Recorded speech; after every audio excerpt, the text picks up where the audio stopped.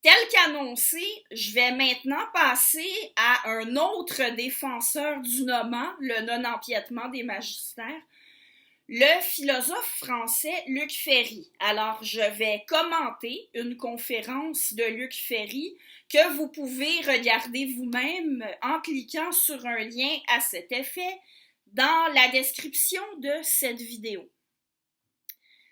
Alors Ferry commence sa conférence en distinguant trois sens au mot religion. Ici, je vais m'intéresser à un seul de ces trois sens. Les autres, je les laisse de côté. Alors, le premier sens distingué par Ferry du mot religion, il nous dit que c'est une doctrine du sens. Et même, je reprends ces mots exacts, une doctrine du sens du sens. Alors, pour le dire autrement, Ferry prête à la religion la fonction de répondre aux questions sur le sens de la vie. Autrement dit, ce que dans un autre cours, j'ai appelé les pourquoi de finalité. Mais on ne parle pas de toutes les finalités non plus. La religion s'intéresse spécifiquement à des finalités fondamentales, transcendantes, qui dépassent les finalités individuelles et quotidiennes que les humains peuvent avoir. Alors Ferry en parle. On a des finalités humaines banales qui donnent un sens à des gestes ordinaires. Par exemple, quand je fais mes vidéos, j'ai besoin de boire des petites gorgées d'eau régulièrement pour que ma voix reste claire. C'est une finalité ordinaire. On va porter un imperméable quand on sort et qu'il pleut, parce qu'on a pour finalité de ne pas se faire mouiller par la pluie. Alors, ces gestes-là, vous pouvez penser à 1000 autres exemples. Il y a une intention derrière. Ces gestes-là ont un sens, mais pas le genre de sens qui est abordé par la religion. En religion, on aborde quelque chose de beaucoup plus fondamental. Ferry, dans la conférence, parle de signification ultime, par opposition à des significations partielles. Alors, pourquoi je mets un imperméable? Pourquoi je mange ceci plutôt que cela? Pourquoi on interdit les chiens dans les parcs? Pourquoi on met des feux de circulation aux intersections quand il y a beaucoup de circulation dans les endroits où il y a beaucoup de voitures qui circulent? Ben oui, il y a des réponses à tout ça. Il y a des intentions derrière ça. Mais rien de cela n'entre dans la catégorie de signification ultime. En religion, on parle de la signification ultime, c'est-à-dire le sens de la vie. Pourquoi est-ce qu'il y a quelque chose plutôt que rien?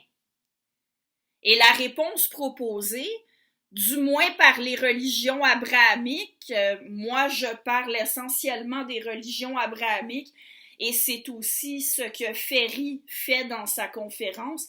Alors la réponse qui est proposée, c'est que Dieu a créé l'être. Dieu a créé l'univers et ce qui s'y trouve, y compris nous les humains. Alors, on cherche le sens de la vie et en même temps, c'est parce qu'on veut savoir comment on doit mener sa vie. C'est donc à la fois la question du sens de la vie et celle des valeurs. Et la réponse de la religion à cette question-là, c'est qu'il faut se conformer aux commandements de Dieu. Vers la 9e minute de la conférence, Ferry est très clair en disant qu'on ne peut répondre à cette question-là qu'en se plaçant en dehors du monde matériel et donc en dehors du champ de la science. Il faut faire appel à la transcendance, se tourner vers la religion. Alors on voit que Ferry insiste sur les limites de la science.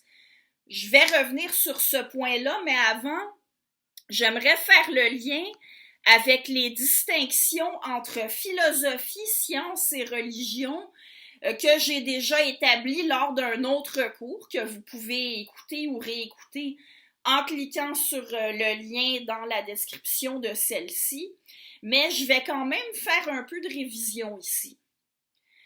Premièrement, Ferry dit qu'une religion est une doctrine, et ça rejoint un élément de la définition du concept de religion que j'ai donné dans cet autre cours et une distinction, quelque chose qui est particulier à la religion par rapport à la science et à la philosophie, c'est que la religion est bel et bien une religion, c'est un système de croyances, c'est un contenu propositionnel fini.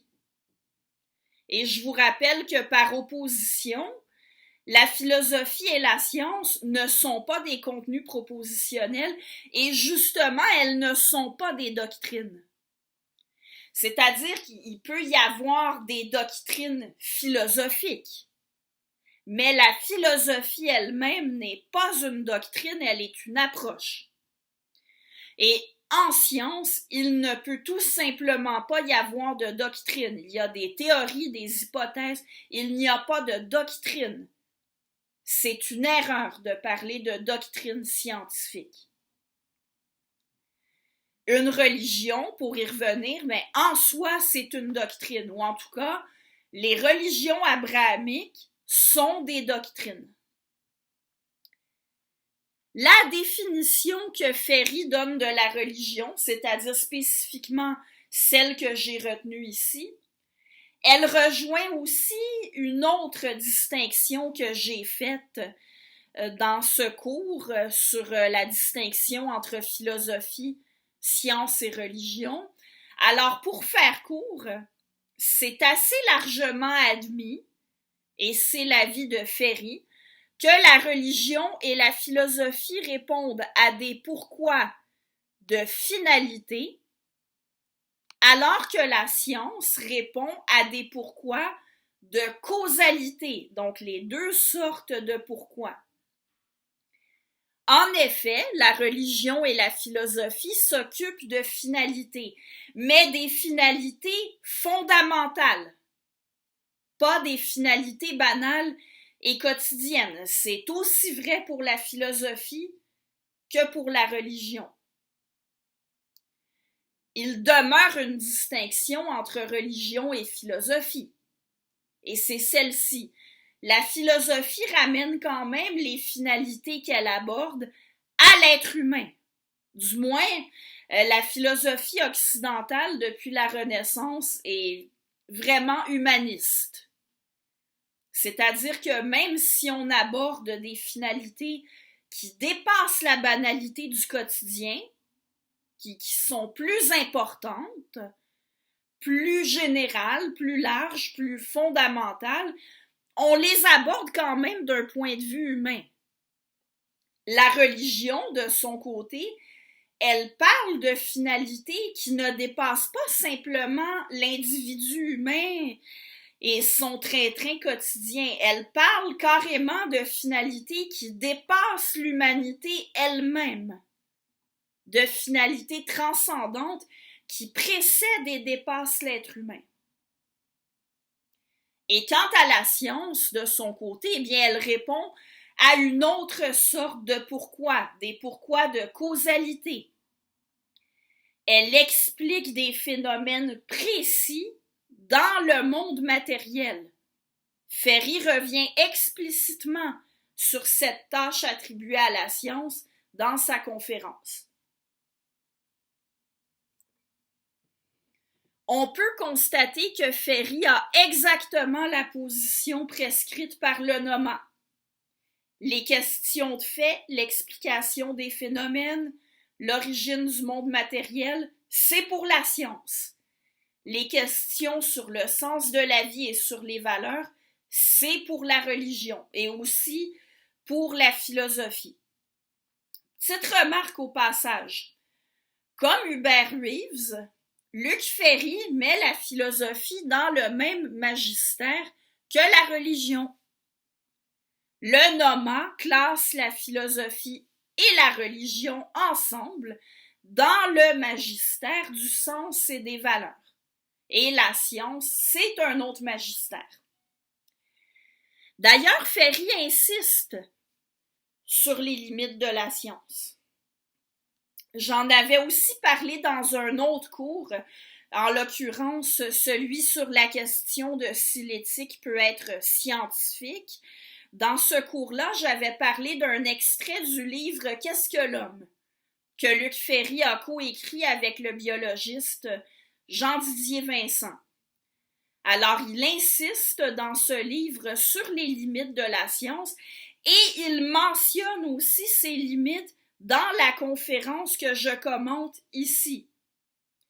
Il dit que la science explique des phénomènes intramondains, pour reprendre ses propres termes. Elle explique des phénomènes précis.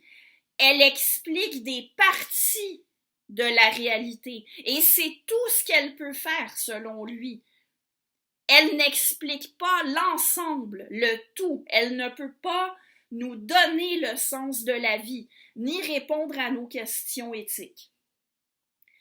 Alors Ferry rejette le scientisme. La science, pour lui, n'est pas le seul discours pertinent pour aller chercher des connaissances. Attention par contre, ça ne l'empêche pas de reconnaître la valeur de la science et aussi son caractère objectif. Dans sa conférence, Ferry présente la science comme le premier discours trans-classe sociale et transfrontière. Ce qu'on établit par la méthode scientifique, ce ne sont pas des constructions sociales qui s'inscriraient dans des cultures en particulier. Ce sont des vérités objectives. Et ça, Ferry le sait. Il ne le conteste pas.